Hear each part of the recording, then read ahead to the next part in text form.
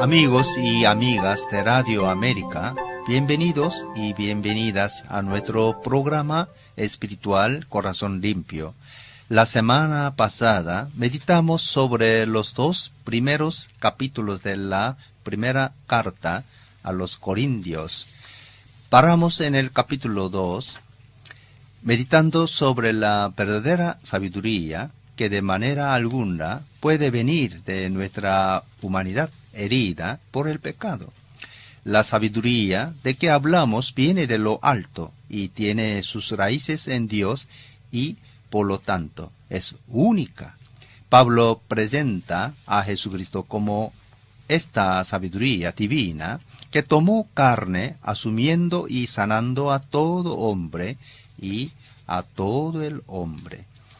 Por eso el apóstol puede decir en 1 de Corintios 2:16b que nosotros poseemos el modo de pensar de Cristo. Hoy continuaremos nuestra meditación sobre la primera carta a los Corintios, analizando los capítulos del 3 al 4, donde Pablo habla que junto al protagonismo absoluto de Dios en la obra de la salvación, también hay una colaboración del hombre bajo la forma de servicio y ministerio. Estructura 1.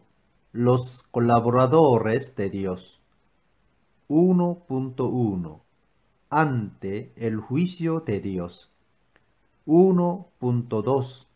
Jesús es cabeza y todos somos su cuerpo. 1.3.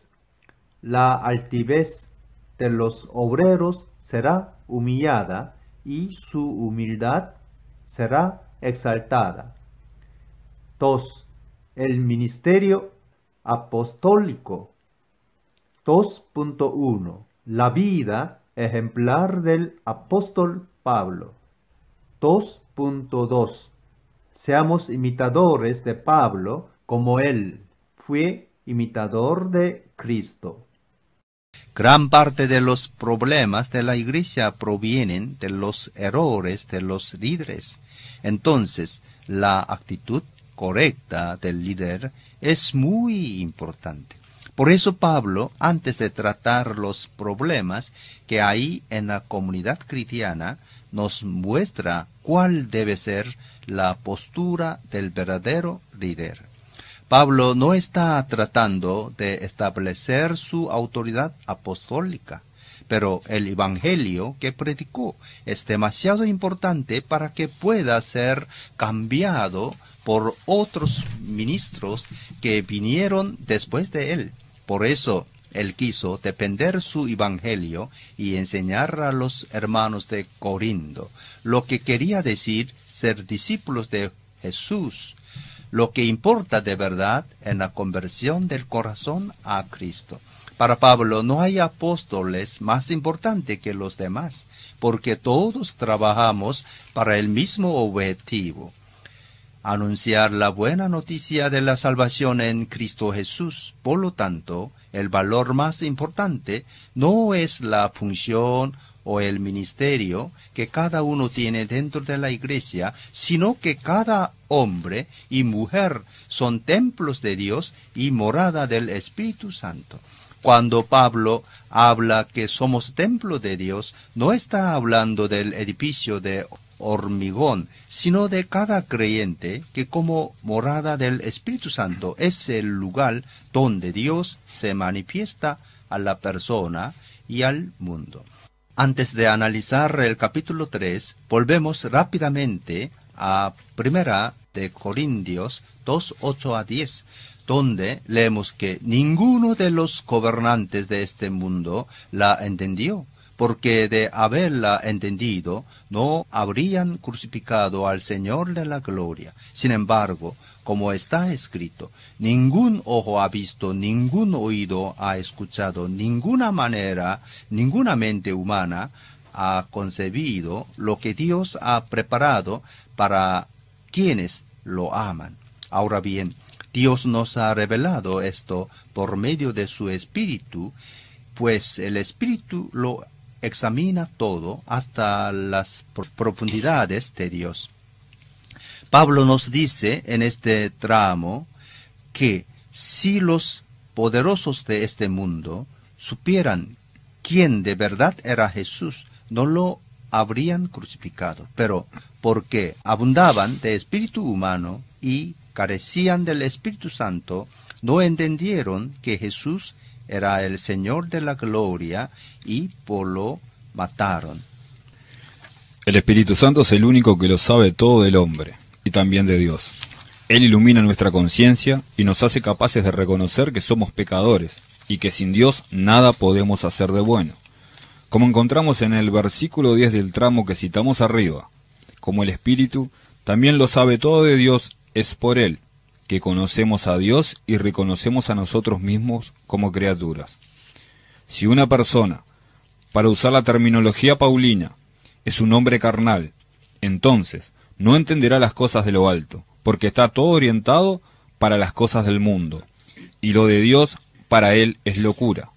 Por eso, para entender las cosas de Dios necesitamos de discernimiento espiritual, y no hacen falta, para eso, los títulos académicos.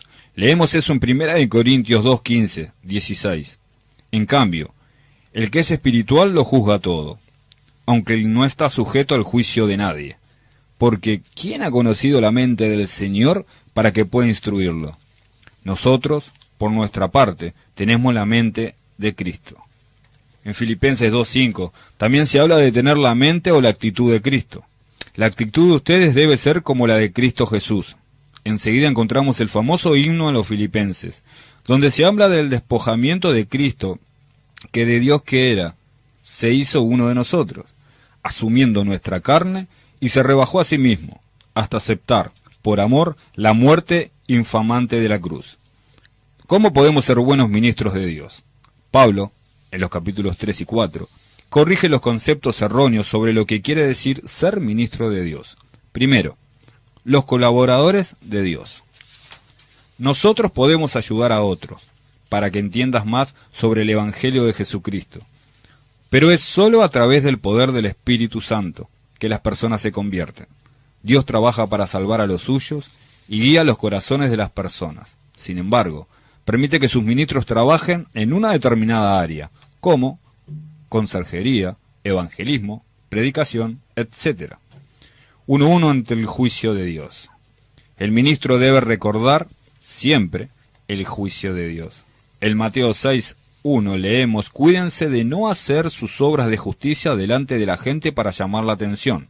Si actúan así, su Padre que está en el cielo no les dará ninguna recompensa.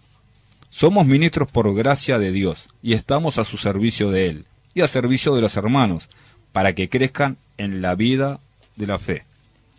Entramos ahora en 1 Corintios 3, que empieza hablando de la inmadurez de los corintios. Pablo se queja con ellos diciendo: yo, hermanos, no pude dirigirme a ustedes como a espirituales, sino como a inmaduras, apenas niños en Cristo. Les di leche porque no podían asimilar alimento sólido, ni pueden todavía, pues aún son inmaduros. En 1 Corintios 3:1, el apóstol que infundó a la iglesia de Corintio salió cuando todavía le faltaba mucho a ellos para ser maduros en la fe, y los dejó a los cuidados de otros colaboradores suyos. Pablo, cuando habló de niñez espiritual, está diciendo que ellos ya son salvados, pero conocen muy poco la palabra de Dios y son incapaces de vivir la dimensión del amor. De hecho, en los versículos 3, 4, leemos: mientras haya entre ustedes celos y contiendas, ¿no serán inmaduros? ¿Acaso no se están comportando según criterios meramente humanos? Cuando uno afirma, yo sigo a Pablo, y otro, yo sigo a Apolos, ¿no es porque están actuando con criterios humanos? Podemos decir con el apóstol que para ser maduros y poder comer comida sólida, hay que comer toda palabra que sale de la boca de Dios, como leemos en Mateo 4:4. Escrito está: no solo de pan vive el hombre, sino de toda palabra que sale de la boca de Dios. Comer de toda palabra, es decir, leer, conocer, meditar toda la Escritura Sagrada para saber cómo Dios actuó y actúa en la historia de la salvación y en la vida de los fieles. Algunos puntos importantes para ser líderes en la iglesia. Primero, conocer la palabra es importante para salir de una vida infantil, de una dimensión de mero perdón del pecado y de una pura bendición divina en campo material. Por eso hay que meditar en el Antiguo y el Nuevo Testamento, es decir, en los libros de Moisés, en los libros históricos, en los Salmos, en los profetas, los 4 evangelios, en los Hechos, en las cartas y en Apocalipsis, etc. Segundo, los líderes deben de ser capaces de dar testimonio del hecho de que Jesús es el Hijo de Dios, anunciando en el Antiguo y realizando el Nuevo Testamento. Por ejemplo, en Hechos 18:28 leemos, porque Apolos refutaba vigorosamente en público a los judíos, demostrando por las Escrituras que Jesús es el Mesías. Tercero, la práctica de vida, conocer y vivir la palabra de Dios, pese a que muchas veces no nos gusta lo que ella manda, pero para ser un creyente maduro hay que aplicar y obedecer a la palabra. Cuarto, oración, debemos orar con la palabra y llegar a ser como Jesús, a través de una profunda comunión con Dios y creciendo en las virtudes evangélicas. Quinto, relación con los demás. Las personas espirituales, maduras, como Jesús, instauran nuevas relaciones con los demás, basadas en el respeto, en el diálogo, la acogida, la escucha, la ayuda mutua, etc. En la carta de los Hebreos de 5:12 hasta 6:1 encontramos una palabra importante sobre la madurez espiritual. En realidad, a esta altura ya deberíamos ser maestros, y sin embargo necesitamos que alguien vuelva a enseñarles la verdad más elemental de la palabra de Dios. Dicho de otro modo, necesitan leche en vez de alimento sólido. El que solo se alimenta de leche es inexperto en el mensaje de justicia. Es como un niño de pecho.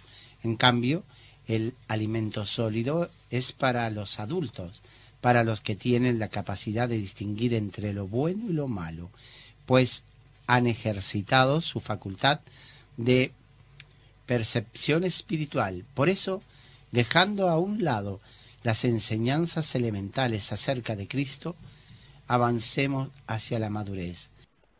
1.2 Jesús es cabeza y todos somos su cuerpo. Los textos que citamos enseñan para una comunidad cristiana de maduros en la fe, donde todos los miembros se hacen cargo del bien de la comunidad y de todos los hermanos y hermanas en la fe. No podemos demandar nuestra vida de fe a los demás esperando que el líder de turno nos diga lo que debemos hacer o cómo debemos comportarnos. Si queremos una comunidad cristiana viva, madura y que dure en el tiempo, es necesario de un trabajo de conjunto. Por lo tanto, podemos decir, como leemos en la Escritura Sagrada, que hay sí una diferencia de ministerio y servicio, pero todos, ministerio y todo servicio, tienen la misma importancia y el mismo valor, desde que todos concurran al bien de la comunidad de fe que tienen a Cristo Jesús como única cabeza. Nuestro celo apostólico no es competir los unos con los otros para ver quién es el más grande, sino celar por el bien y para que el cuerpo de Cristo pueda crecer.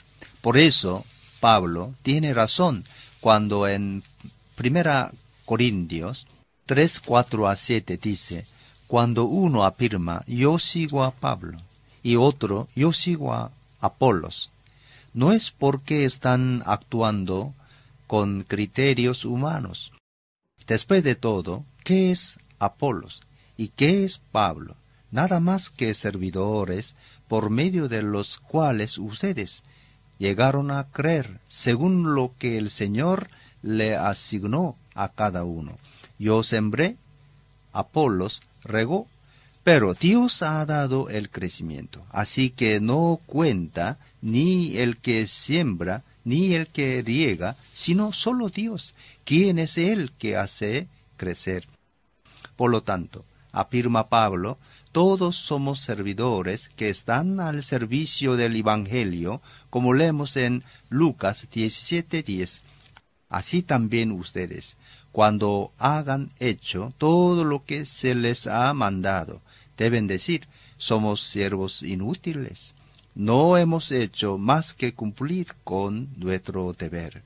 Por esta razón, los líderes religiosos deben saber que no son dueños de la comunidad cristiana, sino meros servidores, porque de otra manera se hacen cómplices de las peleas y de las divisiones, igual que ocurre con los hinchas de los equipos de fútbol. Si los líderes religiosos, en lugar de formar cristianos que sigan a Cristo, forman personas que sigan a ellos, a sus ideas, sus puntos de vista, lo que ocurre no es la construcción del único cuerpo de Cristo, sino el establecimiento de muchas facciones en lucha entre sí, porque nosotros somos fundados sobre Cristo y conforme la tradición apostólica. Hechos 2:42 nos dice lo que debemos hacer para construir sobre la roca que es Cristo. Se mantenían firmes los cristianos en las enseñanzas de los apóstoles, en la comunión, en el partimiento del pan y en la oración. Pablo dice que él plantó, es decir, que como fundador de la iglesia de Corintio, él sembró la semilla de la palabra de Dios. Leemos en Efesios 2:19-21. Por lo tanto, ustedes ya no son extraños ni extranjeros, sino conciudadanos de los santos y miembros de la familia de Dios, edificados sobre el fundamento de los apóstoles y los profetas, siendo Cristo Jesús mismo la piedra angular. En él todo el edificio, bien armado, se va levantando para llegar a ser un templo santo en el Señor. En 1 Corintios 3:10 encontramos, según la gracia que Dios me ha dado, yo como maestro constructor eché los cimientos y otro construye sobre ellos. Pero cada uno tenga cuidado de cómo construye. Y en 1 Corintios 4:15, de hecho, aunque tuvieran ustedes miles de tutores en Cristo, padres, sí que no tienen muchos, porque mediante el Evangelio yo fui el Padre que los engendró en Cristo Jesús. Apolo, que vino después, regó la semilla para que ésta creciera, pero nadie es tan importante para que pueda atribuirse los frutos. Solo Dios puede hacer eso, como nos dice la parábola de la semilla que crece, que encontramos en Marcos 4:26-29. Jesús continuó, el reino de Dios se parece a quien esparce semilla en la tierra, sin que en éste sepa cómo, y ya sea que duerma o esté despierto. Día y noche brota y crece la semilla. La tierra da fruto por sí sola. Primero el tallo, luego la espiga, y después el grano lleno en la espiga. Tan pronto como el grano está maduro, se le mete la hoz, pues ha llegado el tiempo de la cosecha. Los pastores, por eso, no deben preocuparse con lo que es suyo. Si sembraron bien la palabra de Dios, celaron por su ministerio y el campo de Dios dio buenos frutos. Ya tendrán su honor delante de Dios, y seguramente no faltará entre los creyentes quien reconozca su buen trabajo. Por lo tanto, en lugar de ser celosos de sus ovejas que abran la puerta a otros colaboradores porque en la colaboración hay riqueza de frutos, pero si cada uno quiere tener la exclusiva solo por sí mismo y guarda a lo que es suyo con celo, solo será causa de contiendas y divisiones. En 1 Corintios 3:8-11 leemos, el que siembra y el que riega están al mismo nivel, aunque cada uno será recompensado según su propio trabajo. En efecto, nosotros somos colaboradores al servicio de Dios, y ustedes son el campo de cultivo de Dios, son el edificio de Dios. Según la gracia que Dios me ha dado, yo, como maestro constructor, eché los cimientos y otro construye sobre ellos. pero cada uno tenga cuidado de cómo construye, porque nadie puede poner un fundamento diferente del que ya está puesto, que es Jesucristo.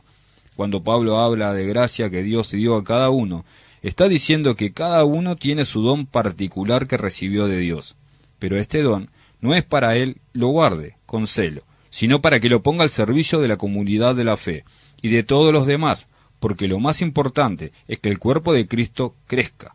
Pablo también habló de los colaboradores y no de jefes, porque Dios no es un dictador, sino un Padre que valoriza a cada uno de nosotros y quiere que todos colaboremos al trabajo apostólico. En 3:11 leemos que solo hay un fundamento, el Señor Jesús, porque nadie puede poner un fundamento diferente que el que ya está puesto, que es Jesucristo. Si alguien construye sobre este fundamento, ya sea con oro, plata y piedras preciosas, o con madera, heno y paja, su obra se mostrará tal cual es, pues el día del juicio la dejará al descubierto. El fuego la dará a conocer y pondrá a prueba la calidad del trabajo de cada uno. Si lo que alguien ha construido permanece, recibirá su recompensa, pero si su obra es consumida por las llamas, él sufrirá pérdida. Será salvo, pero como quien pasa por el fuego. Lo que importa en el trabajo apostólico no es la cantidad y la grandeza de las obras que hicimos, sino la calidad de nuestro trabajo. El día del encuentro con Dios, el fuego de su presencia pondrá a prueba nuestro trabajo y revelará lo que vale nuestra obra. Pablo dice que alguno perderá su obra, pero él será salvo, aunque tendrá que pasar por el fuego. Quizás muchos que pensaban de haber hecho grandes obras y desprecian a los demás, se percatarán que su trabajo no tenía tanto valor, y otros que hicieron obras con la humildad y pensaban de haber hecho poco o nada, descubrirán que su obra tiene mucho valor. Ahora, delante de Dios, cuando nos encontremos con Él, todos seremos iguales, porque todos estaremos bajo su presencia y su amor. Todos seremos humildes en el cielo, porque todo hombre reconocerá y confesará que su conversión y su ministerio han tenido lugar por la gracia de Dios. Incluso los que tuvieron mucho éxito en su ministerio, por el hecho que ser salvados, estarán agradecidos a Dios. Pero si pensamos en aquellos que solo trabajaron por sí mismos y estaban orgullosos por eso, y de los frutos que cosecharon en el mundo, pese a que se darán cuenta de haberse equivocado delante de Dios, aún así se alegrarán porque Dios en su bondad ofrece su salvación para todos. Nosotros, en cuanto vivimos en este mundo, tenemos la oportunidad de dejar de lado las ideas de grandeza y en la humildad volvernos para el Señor, pidiendo su auxilio para hacer su obra, obedeciendo a su santa voluntad y dando frutos de verdadera sabiduría. En 1 Corintios 3, 16, 17, leemos que somos templos de Dios y debemos llevar una vida de santidad. ¿No saben que ustedes son templo de Dios y que el Espíritu de Dios habita en ustedes? Si alguno destruye el templo de Dios, él mismo será destruido por Dios, porque el templo de Dios es sagrado y ustedes son ese templo.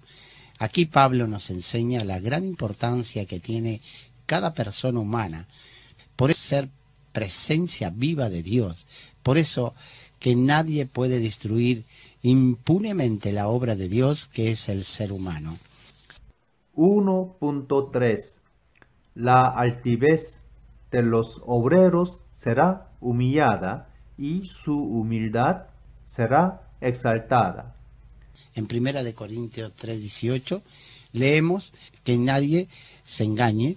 Si alguno de ustedes se cree sabio, según las normas de esta época. Háganse ignorante para así llegar a ser sabios. En Proverbio 25, 6, 7 encontramos el mismo sentido de no jactarnos, para que no seamos humillados. No te des importancia en presencia del rey, ni reclames un lugar entre los magnates. Vale más que el rey te diga, sube acá, y no que te humilles ante gente importante. En Lucas 14, 7, 11, Jesús también nos da una advertencia para que moderemos nuestra altivez. Al notar cómo los invitados escogían los lugares de honor en la mesa, les contó esta parábola. Cuando alguien te invite a una fiesta de bodas, no te sientes en el lugar de honor. No sea que haya algún invitado más distinguido que tú, y si es así, el que los invitó a los dos vendrá y te dirá, cédele tu asiento a este hombre. Entonces, avergonzado, tendrá que ocupar el último asiento. Más bien, cuando te inviten, siéntate en un lugar para que cuando venga el que te invitó, te diga, amigo, pasa más adelante a un lugar mejor. Así recibirás honor en presencia de todos los demás invitados. Todo el que a sí mismo se enaltece será humillado, y el que se humilla será enaltecido. Pablo concluye el capítulo 3 con estas lindas palabras. El Señor conoce los pensamientos de los sabios y sabe que son absurdos. Por lo tanto, que nadie pase su orgullo en el hombre. Al fin y al cabo, todo es de ustedes, ya sea Pablo o Apolos o Cepas o el universo o la vida o la muerte o lo presente o lo porvenir. Todo es de ustedes, y ustedes son de Cristo, y Cristo es de Dios. Aunque un ministro tenga muchos dones y habilidades, todos les provienen de Dios. Entonces no hay razón para jactarse. Un verdadero ministro santifica el nombre de Dios. Jesús en Mateo 6, 9 dijo, ustedes deben orar así: Padre nuestro que estás en el cielo, santificado sea tu nombre. Y María en su oración que encontramos en Lucas 1:49 dijo, porque el poderoso ha hecho grandes cosas por mí, santo es su nombre. No sé cuándo mi ministerio es alabado o criticado por las personas, pero mi regocijo está en Jesús y todo lo que hago porque Él se ha exaltado. Nuestra alegría debería ser plena cuando servimos a los demás y cuando el nombre de Dios es alabado, no en hacer obras grandes para que sea alabado mi nombre. Palabra importante que nos dicen que nuestras divisiones en varias corrientes o denominaciones religiosas solo valen si las ponemos al servicio de la construcción del único cuerpo de Cristo. Porque al final y al cabo, todos somos unidos en Cristo al único Dios, que es Padre de todos y que hizo todas las cosas. Estos pensamientos es claramente expresado en 1 de Corintios 15:24. Entonces vendrá el fin, cuando Él entregue el reino a Dios el Padre, luego de destruir todo dominio, autoridad y poder. Para entender cómo debe funcionar una iglesia, podemos pensar en la vida familia. Los padres, claro, tienen mucha importancia, pero estos están a servicio de sus hijos para que estos crezcan en sabiduría y fuerza. En la iglesia vale lo mismo, todos estamos al servicio unos de los otros y en particular de los recién convertidos, para que todos puedan crecer en la verdadera fe. 2. El ministerio apostólico. Pasamos ahora al capítulo 4, donde Pablo de su ministerio apostólico intenta justificar su labor como apóstol de Cristo. Mateo 20, 25 a 28, Jesús los llamó y les dijo: Como ustedes saben, los gobernantes de las naciones oprimen a los súbditos y los altos oficiales abusan de su autoridad. Pero entre ustedes no debe ser así. Al contrario, el que quiera hacerse grande entre ustedes deberá ser su servidor. Y el quiera ser el primero deberá ser esclavo de los demás. Así como el Hijo del Hombre no vino para que le sirvan, sino para servir y para dar su vida en rescate por muchos. Mateo 23, 11. El más importante entre ustedes será siervo de los demás. La clave de esos pasos evangélicos es el servicio. El mismo Jesús dejó claro que no vino para ser servido, sino para servir. En 1 Corintios 4:1, Pablo escribe que todos nos consideren servidores de Cristo, encargados de administrar los misterios de Dios. Enseguida muestra lo que quiere decir ser apóstol de Cristo. Primero, él debe ser fiel, como dice en el versículo 2. Ahora bien, a los que reciben un encargo se les exige que demuestren ser dignos de confianza.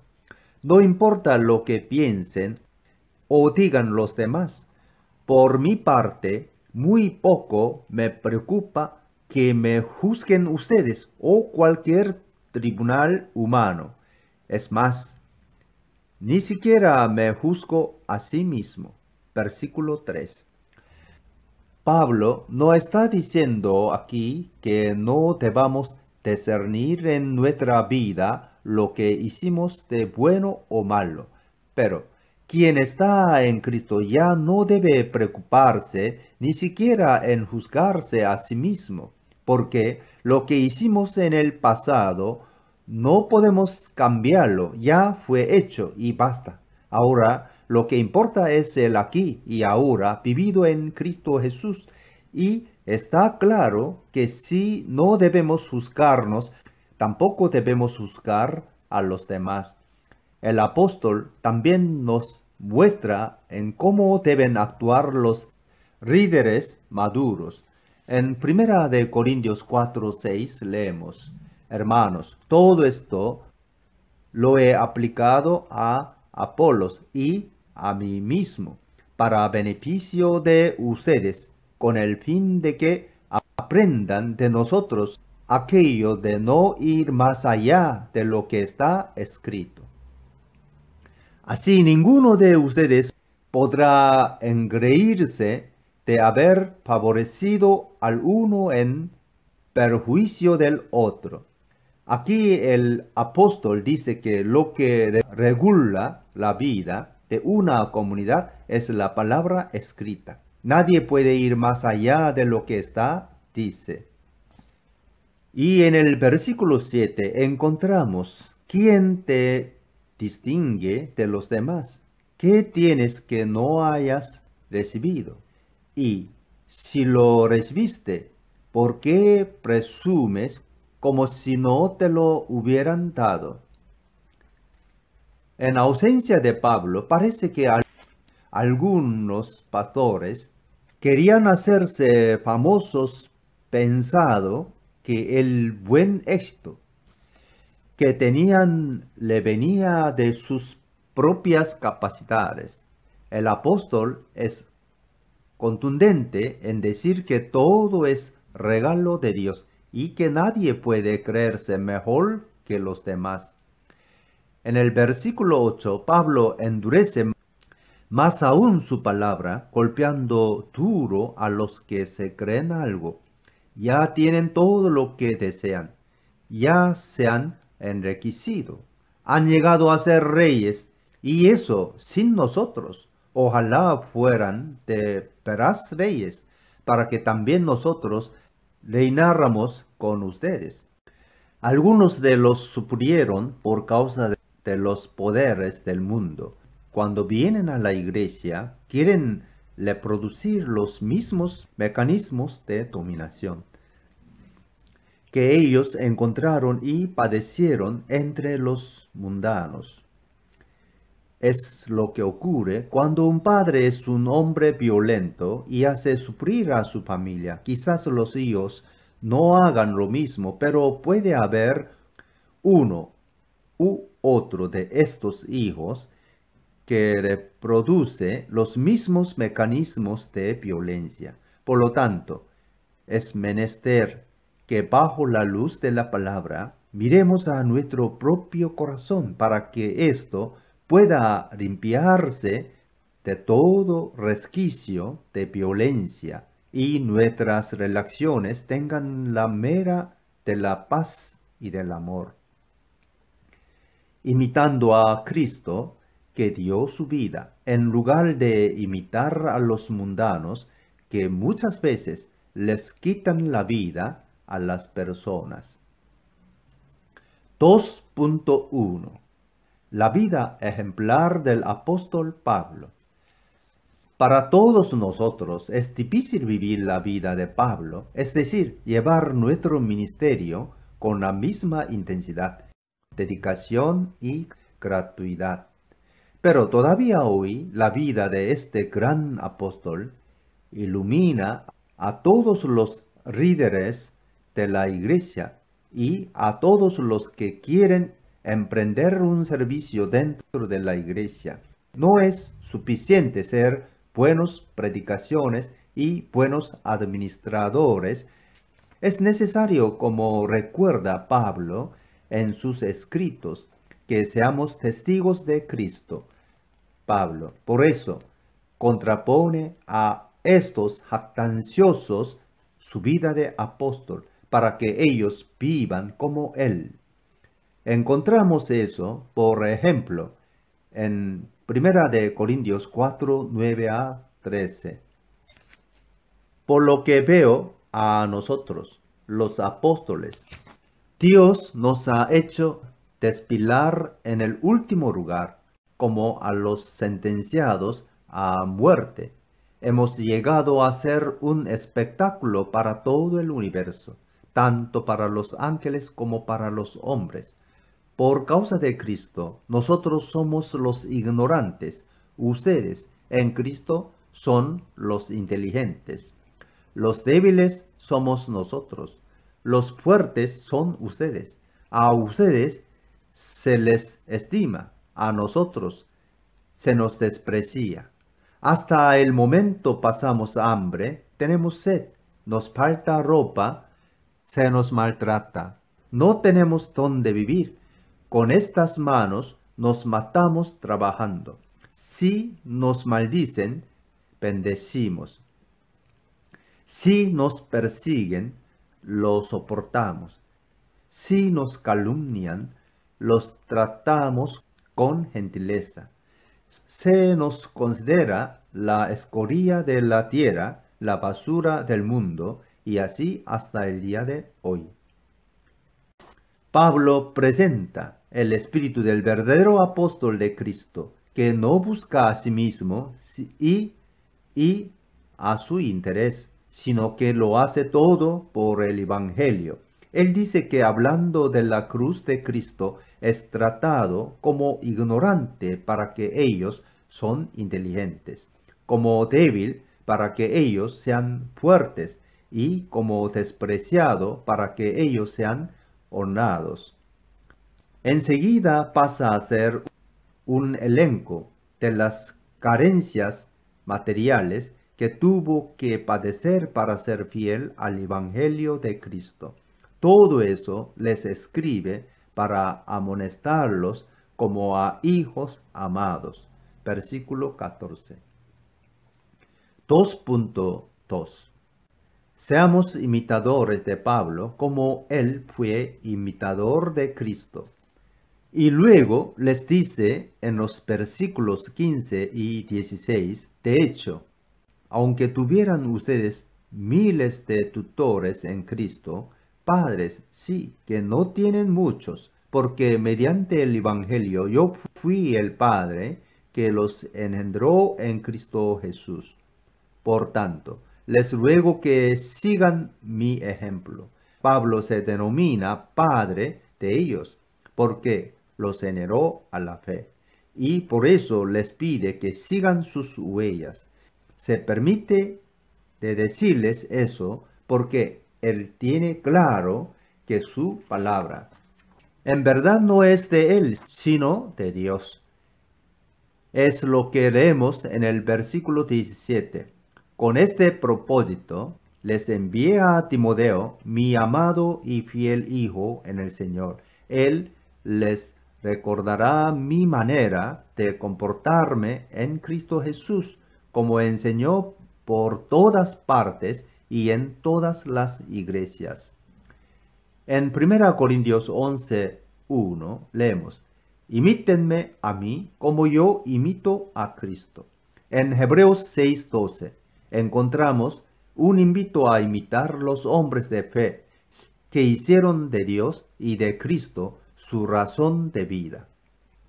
No sean perezosos, más bien imiten a quienes por su fe y paciencia heredan las promesas.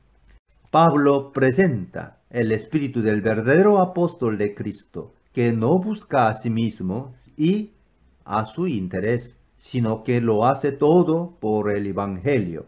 Él dice que hablando de la cruz de Cristo es tratado como ignorante para que ellos sean inteligentes, como débil para que ellos sean fuertes y como despreciado para que ellos sean honrados. Enseguida pasa a ser un elenco de las carencias materiales que tuvo que padecer para ser fiel al Evangelio de Cristo. Todo eso les escribe para amonestarlos como a hijos amados. Versículo 14. 2.2. Seamos imitadores de Pablo como él fue imitador de Cristo. Y luego les dice en los versículos 15 y 16, de hecho, aunque tuvieran ustedes miles de tutores en Cristo, padres sí que no tienen muchos, porque mediante el Evangelio yo fui el Padre que los engendró en Cristo Jesús. Por tanto, les ruego que sigan mi ejemplo. Pablo se denomina Padre de ellos, porque los generó a la fe, y por eso les pide que sigan sus huellas. Se permite de decirles eso porque él tiene claro que su palabra en verdad no es de él, sino de Dios. Es lo que leemos en el versículo 17. Con este propósito les envié a Timoteo, mi amado y fiel hijo en el Señor. Él les recordará mi manera de comportarme en Cristo Jesús, como enseñó por todas partes y en todas las iglesias. En 1 Corintios 11:1 leemos, imítenme a mí como yo imito a Cristo. En Hebreos 6:12 encontramos un invito a imitar los hombres de fe que hicieron de Dios y de Cristo su razón de vida. No sean perezosos, más bien imiten a quienes por su fe y paciencia heredan las promesas. Y en Efesios 5:1-2, Pablo invita a los suyos para que imiten a Dios. Por tanto, imiten a Dios como hijos muy amados y lleven una vida de amor, así como Cristo nos amó y se entregó por nosotros como ofrenda y sacrificio fragante para Dios.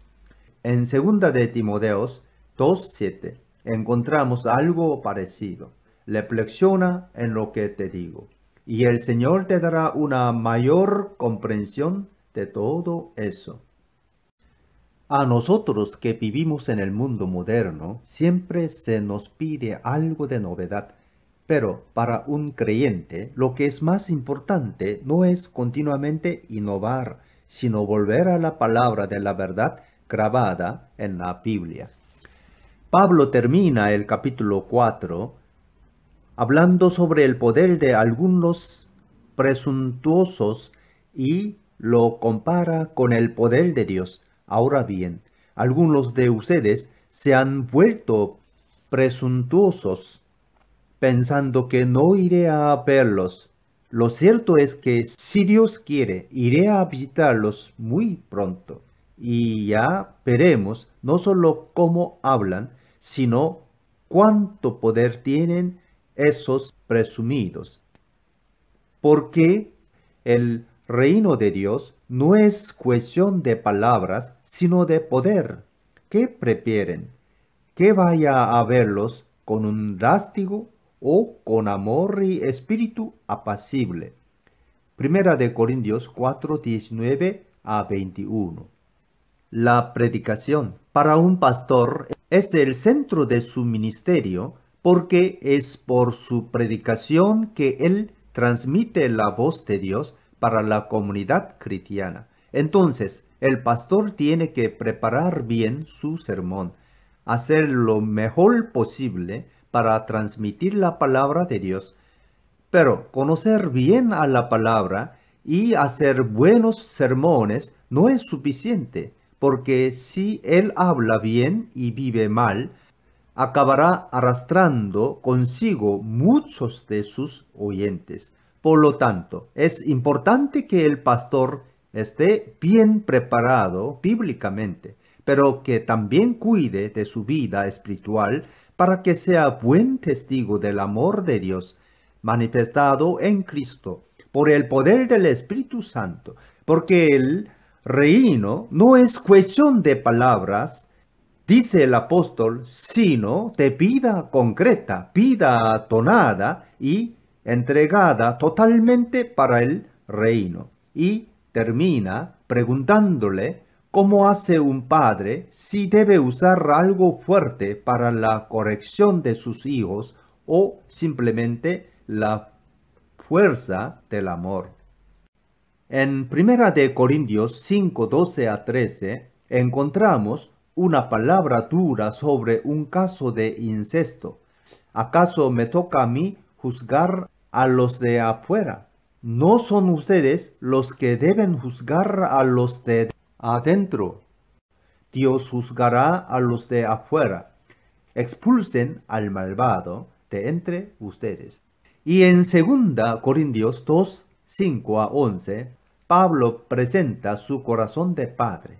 Si alguno ha causado tristeza, no me la ha causado solo a mí, hasta cierto punto, y lo digo para no exagerar, se la ha causado a todos ustedes. Para él es suficiente el castigo que le impuso la mayoría. Más bien debieran perdonarlo y consolarlo para que no sea consumido por la excesiva tristeza. Por eso les ruego que reafirmen su amor hacia él. Con este propósito les escribí para ver si pasan la prueba de la completa obediencia.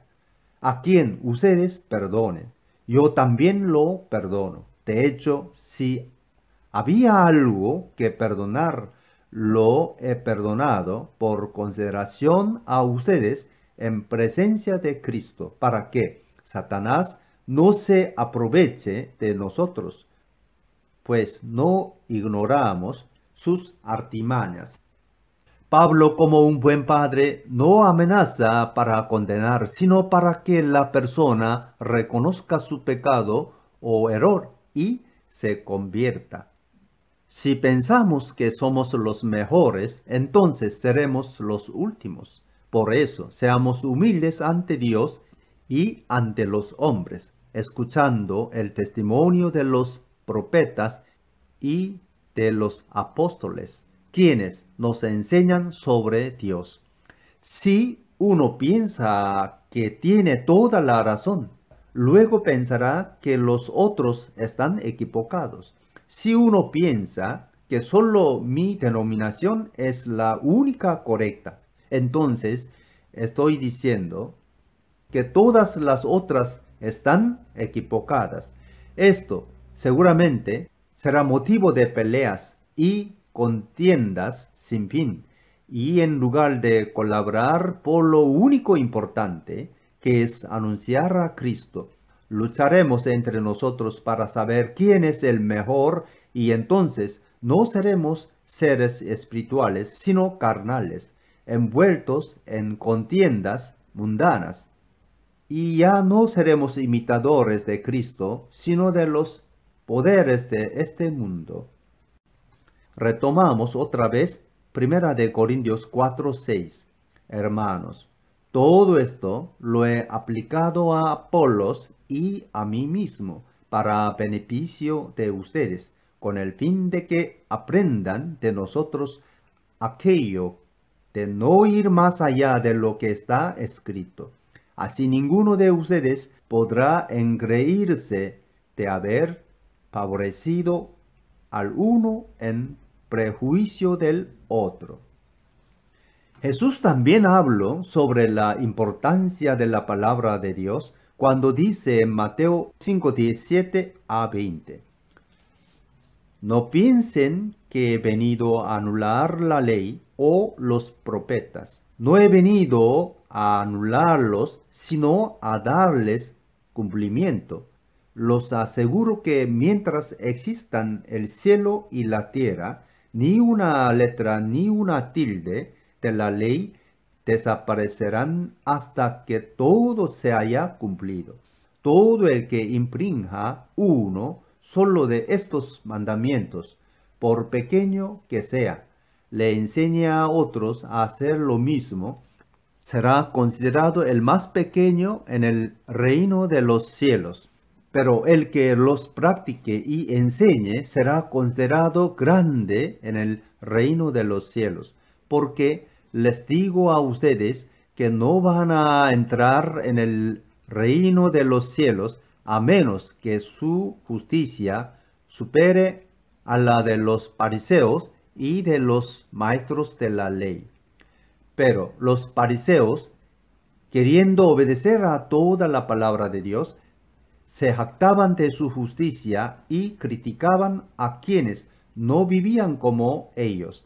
En sus celos humanos, por mantener su doctrina, lo hicieron todo para matar a Jesús. Por eso, no podemos decir que obedecemos a la palabra de Dios si violamos la vida humana, porque el amor no perjudica a nadie. Por eso, que el amor es el cumplimiento de toda la ley.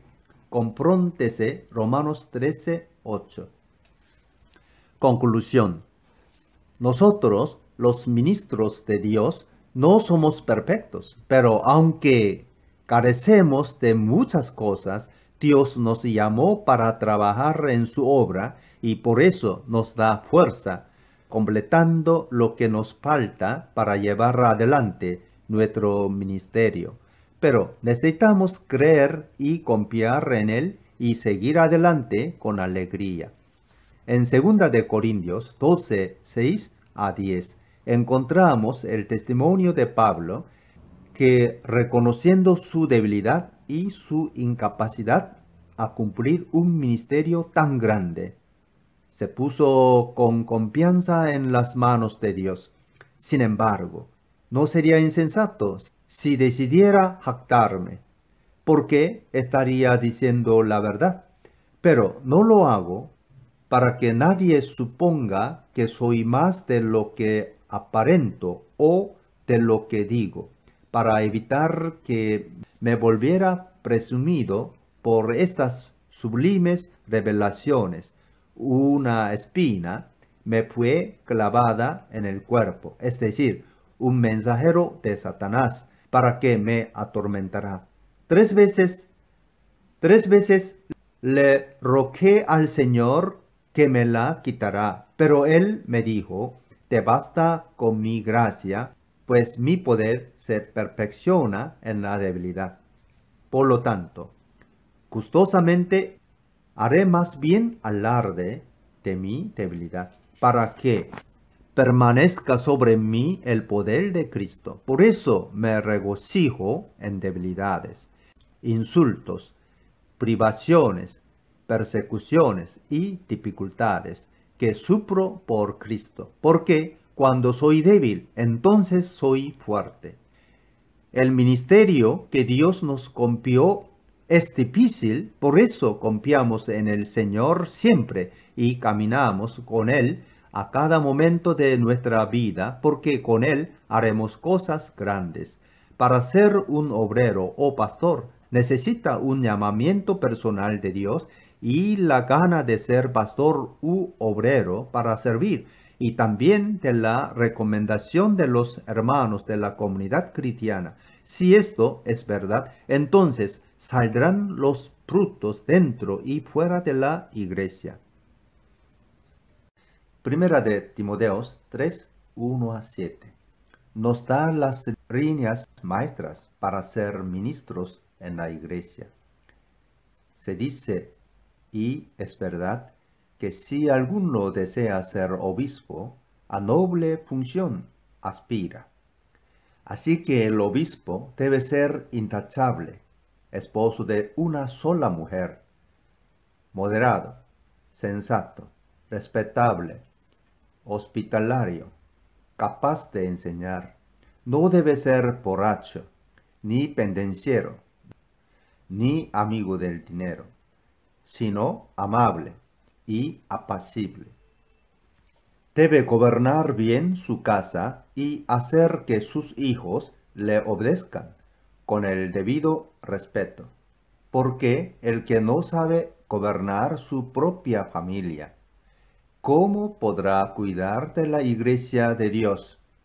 No debe ser un recién convertido, no sea que se vuelva presuntuoso y caiga en la misma condenación en que cayó el diablo. Se requiere además que hablen bien de él los que no pertenecen a la iglesia, para que no caiga en descrédito y en la trampa del diablo. Es bueno que muchos sean pastores u obreros en la iglesia, pero para eso hay que prepararse no solo culturalmente, sino también espiritualmente. Amigas y amigos, llegamos al final de nuestra meditación sobre la primera carta a los Corintios. Paramos por ahora. En el capítulo 4, meditando sobre el papel del ministerio apostólico, todavía tendríamos muchos temas sobre los cuales reflexionar. Tanta es la riqueza y la importancia de esta carta. Quizás más adelante volveremos sobre este escrito para enfrentar otros asuntos fundamentales de la vida cristiana. Pero por ahora nos detenemos aquí. Mañana continuaremos nuestra meditación guiados por la segunda carta de Pablo a los Corintios.